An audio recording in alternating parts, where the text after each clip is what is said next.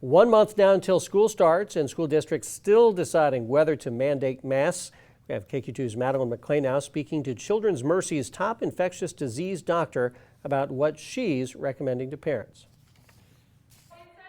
The school year is less than a month away, and we're still trying to figure out how to keep children mentally, physically, and emotionally safe in an evolving pandemic. They're going to be in classrooms together, and they may or may not be masked depending on what the school decides or the school district decides. And that is a risk for transmission of infection. Children's Mercy's top infectious disease doctor says she, like many parents, is concerned about the Delta variant's effect on younger populations.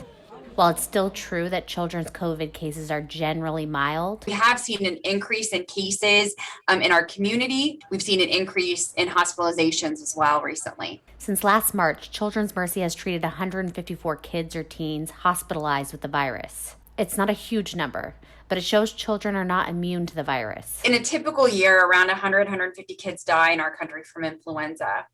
But with COVID-19, we've had more than 450 kids die. Dr. Angela Myers says she recommends all eligible children to get vaccinated, even her own. And I do have 2 teenagers and they're both fully vaccinated. So yes, I would do it. And I would extra do it now because we have a more contagious virus circulating. She says if you're a parent and have questions about vaccines, Which is completely understandable. This is a new vaccine. Ask those questions and get them answered. But I would recommend that you ask them of a trusted medical provider. but in her medical opinion, it's the best way to protect kids. More kids who are vaccine eligible, who can be vaccinated before school starts, the less risk there is to all the kids. And hopefully there's less missed school, there's less, quarantines, there's less illness, which is really important because the last 2 school years have been really disrupted. Reporting, Madeline McClain, KQ2 News.